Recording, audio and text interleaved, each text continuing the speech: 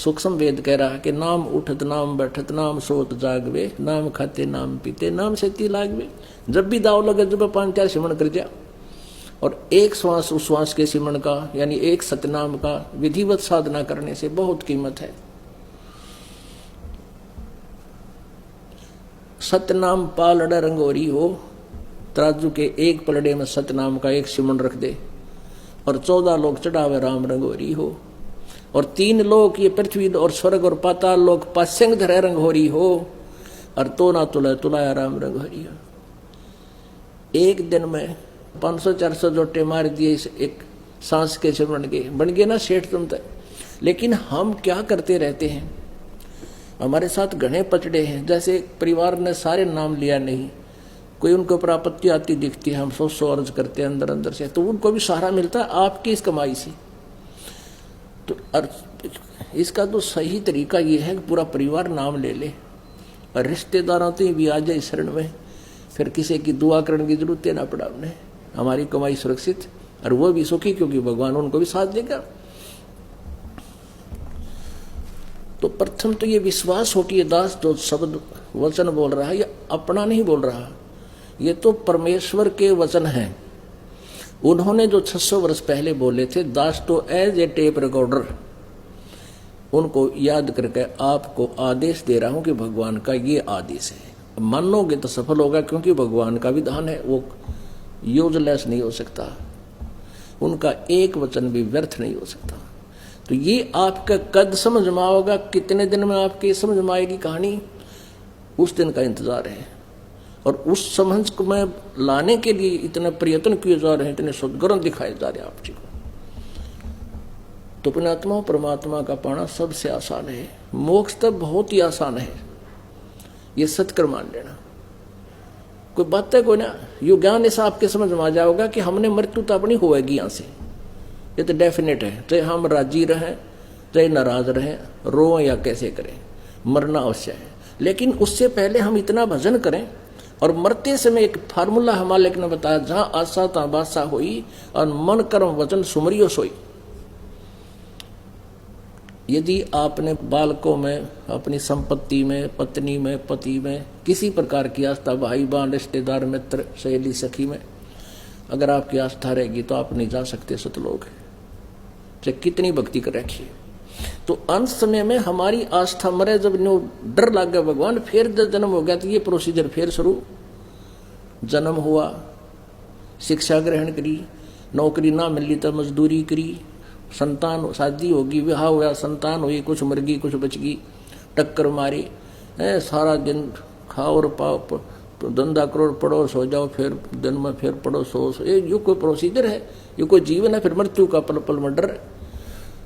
तो इस बखेड़े को याद रखे, कोट जन्म तन भरमत हो गए, कुछ नहीं हाथ लगा रे, कुकर सुकर खरबा और एक कौआ हंस बुगारे। ये एक ऐसा ज्ञान है परमात्मा का, कति लास्ट में आपका बहुत काम आओगा।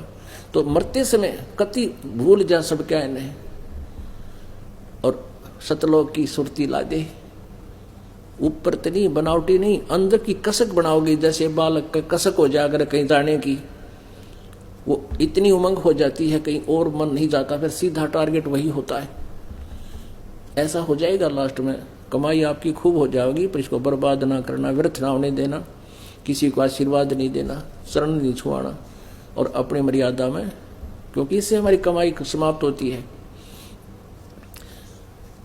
ये बताओ, इस फार्मूले आपने याद रखने, इसलिए आपको बुलाया जाता है कि प्रत्येक सत्संग में आपको इस भगवान के रंग में रंग दिया जाए। इसमें कुछ बहुत से फाउल पॉइंट भी वर्णन किए जाते हैं, और बहुत सी नई नई वस्तुएं प्रत्येक सत्संग में कोई ना कोई नई अवश्य आप तक पहुंचती है। तो इसलिए इस अंतिम सांस तक ये ज्ञान यंग भी आपने बराबर रखना पड़ेगा, सत्संग में आना पड़ेगा, दर्शनार्थ आना पड़ेगा, क्योंकि जब तक हम मरीज हैं डॉक्टर के संपर्क में रहना पड़ेगा। और हम मरीज हैं इस हॉस्पिटल में, हम यहाँ पर काल के हॉस्पिटल में, काल के हम इस पृथ्वी लोक में जब तक हमारा जीवन है हम मरीज हैं। और इस ट्रीटमेंट से आपका जन्म मृत्यु का रोग नाश होगा, और अंतिम सांस तक जब तक रोग मुक्त नहीं हो जाते ये औषधि खानी ही पड़ेगी। राम नाम रटते रहो जब तक घट में प्राण, और कदे त दीन दयाल के भनक पड़ेगी कान। अंतिम सांस तक सिमरण करना है। यही गीता जी अध्याय नंबर 8 के श्लोक नंबर 13 में कहा कि ओम इति एक अक्षरम ब्रह्म व्यवहारन माम अनुसमरण ये पर्याति तजन देहम सयाति परमाम गति। अंत समय में भी इसका सिमरण करता हो जाता है तो ब्रह्म लोक में चला जाता है। और उस परमेश्वर का गीता जी अध्याय नंबर 8 के श्लोक नंबर 7 और 5 में तो गीता ज्ञानदाता कहता है मेरा सुमरण कर मुझे प्राप्त होगा।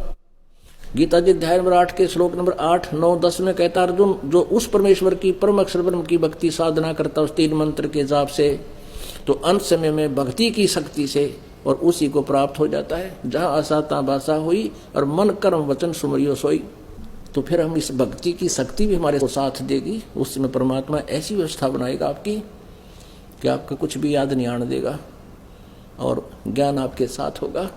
तो ऐसे परमात्मा पाना, सतलोक जाना बहुत आसान है, पर मर्यादा निभाना ये कठिन है।